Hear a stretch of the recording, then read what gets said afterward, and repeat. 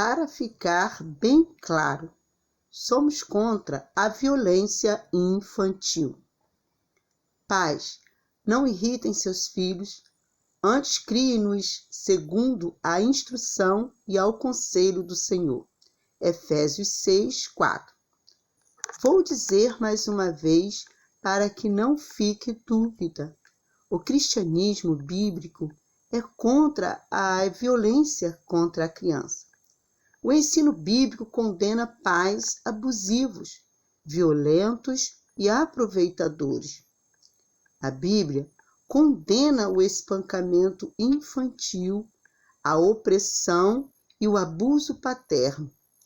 Condena também a surra, espancamento, que deixa marcas no corpo e no coração.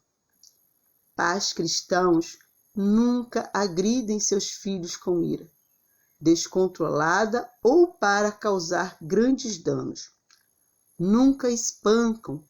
O que a Bíblia ensina é a correção física moderada, aquela que não causa dano e serve apenas para afirmar a liderança paterna e causar temor. Não visa ferir nem marcar. A disciplina bíblica não é violência infantil. A correção física é aquilo que durante séculos e séculos pais piedosos submeteram seus filhos, sempre com equilíbrio e sabedoria. Muitos de nós fomos abençoados por pais que nos amavam a ponto de se indispor conosco para nos livrar das nossas tolices. Até no meio secular, essa prática tem sido defendida. O pedagogo Antônio Carlos Gomes da Costa, que defende direitos das crianças e adolescentes, 61 anos, foi um dos redatores do Estatuto da Criança e dos Adolescentes e não condena a palmada, desde que ela seja de intensidade moderada. Não é deseducativo a punição, é necessária. Não por causa do mundo, mas por causa de Deus. Eduquemos os nossos filhos conforme ensina a palavra, sem abuso, sem violências, mas com intervenção e propósito firmes. O cristianismo bíblico diz não à violência contra a criança, assim como diz não à ausência de correção, disciplina. Veja o versículo bíblico em destaque. Não irritar com violência, por exemplo, é criar segundo a instrução do Senhor, mediante disciplina, correção, por exemplo. Páginas 69 e 70. O que fazer quando o filho vai mal na escola? A um deu 5 talentos, a outro 2 e a outro 1, a cada um segundo a sua própria capacidade. Mateus capítulo 25, versículo 15. Alguns pais estão diante de um problema. Os filhos não conseguem ter um bom desempenho na escola. Podem ser filhos pequenos ou às vezes são até filhos na faculdade. Eles não conseguem ir bem, tiram notas baixas, são reprovados. O que fazer? Há basicamente 2 motivos que justificam o mau resultado dos nossos filhos. Ou eles não têm capacidade para o desafio imposto pela escola, a faculdade, ou eles não têm vontade, falta esforço no estudo. Às vezes acontecem as 2 coisas ao mesmo tempo. Falta capacidade e falta vontade. Creio que quanto antes encararmos isso, melhor. Pais racionalizam, põem a culpa na escola, põem a culpa nos professores, põem a culpa em fatores externos. É claro que cada caso é diferente do outro e que há casos em que a escola, professores, fatores ambientais realmente são preponderantes. Mas Eu creio que, na maioria dos casos, o problema está com os nossos filhos. O duro são os pais encararem isso. Analise bem os fatores. Para o bem do seu filho, tente não ser passional, concentre-se apenas nos fatos. O fato é que o seu filho não consegue ter bom desempenho nas notas, enquanto que as outras crianças ou jovens conseguem. O que está acontecendo? Vamos começar com a causa mais comum: falta de dedicação. O seu filho tem tempo para estudar?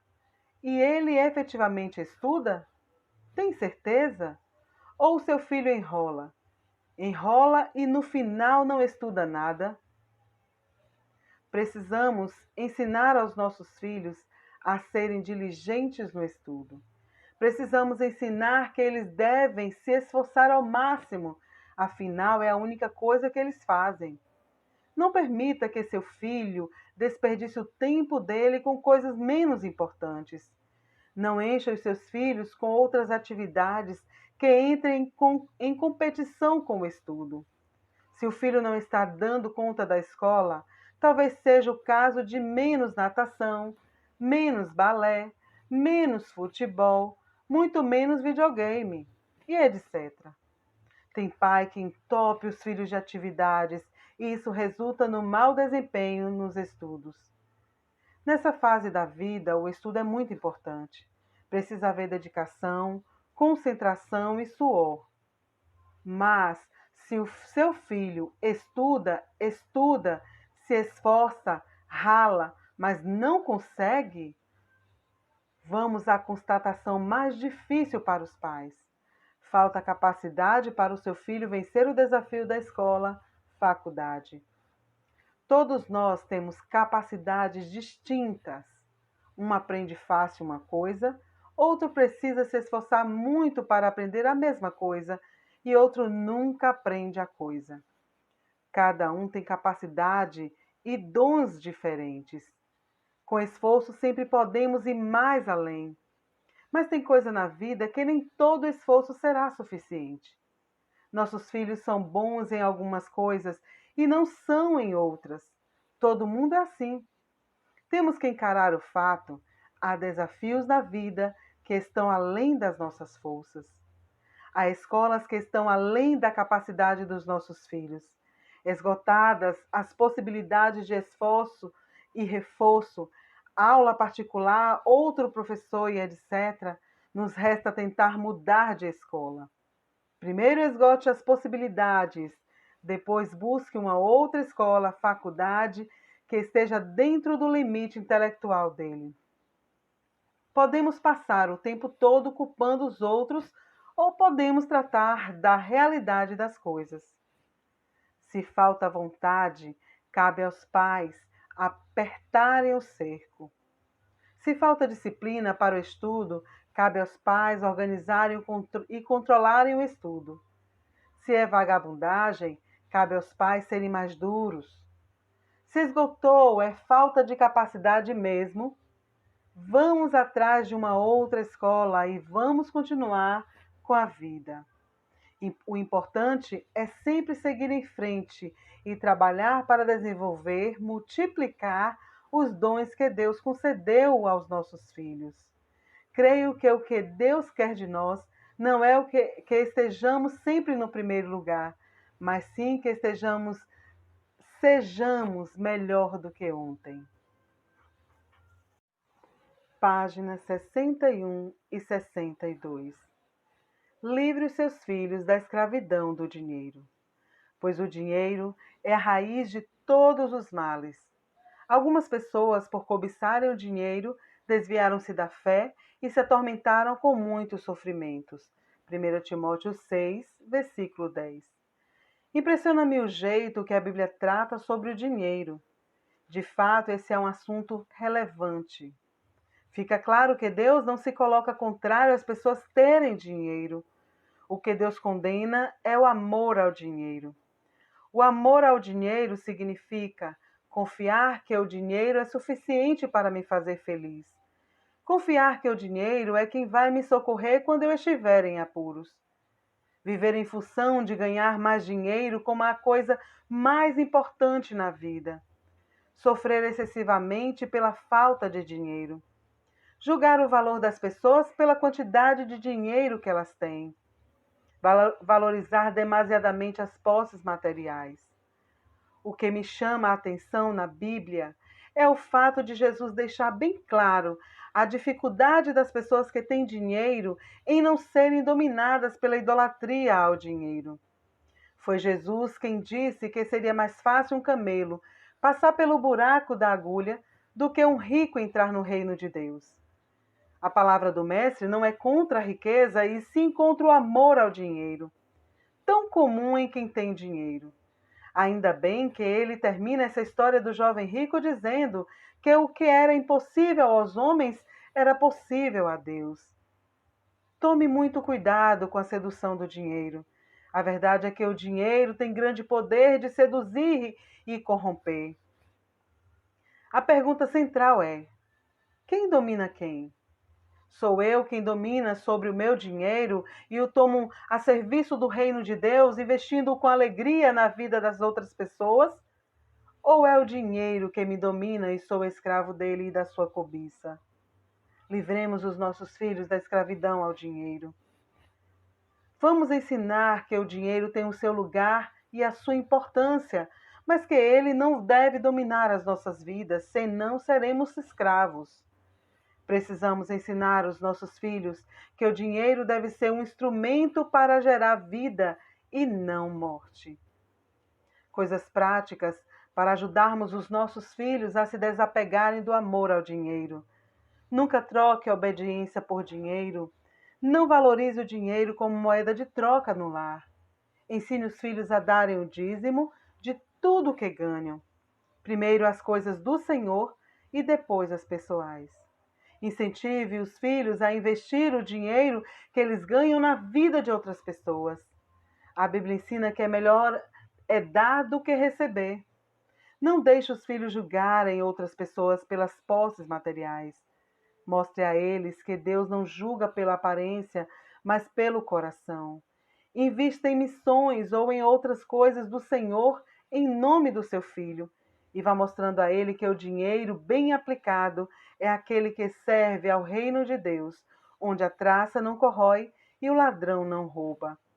De tempos em tempos, junte coisas do seu filho para doação e leve-o junto para que ele veja o fruto do amor de Deus na vida das outras pessoas que têm menos.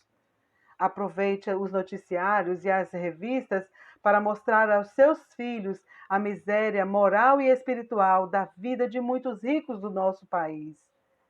Ajude os seus filhos a verem que eles são ricos e famosos, mas quase sempre muito infelizes. Valorize as coisas simples da vida, aquelas que não precisam de dinheiro. A questão central, de novo, é o exemplo dos pais.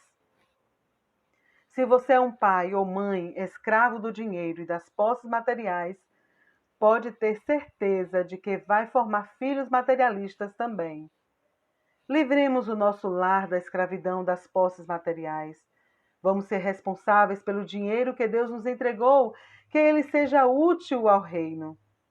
Não quero ser nem um pobre que seja tentado a duvidar do amor de Deus diante da dificuldade financeira, e nem um rico que ache que está seguro nas suas riquezas.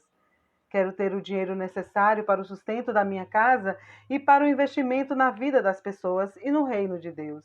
A pergunta inquietante é: com a sua conta bancária, o que Jesus faria? Ajude os seus filhos a pensarem assim.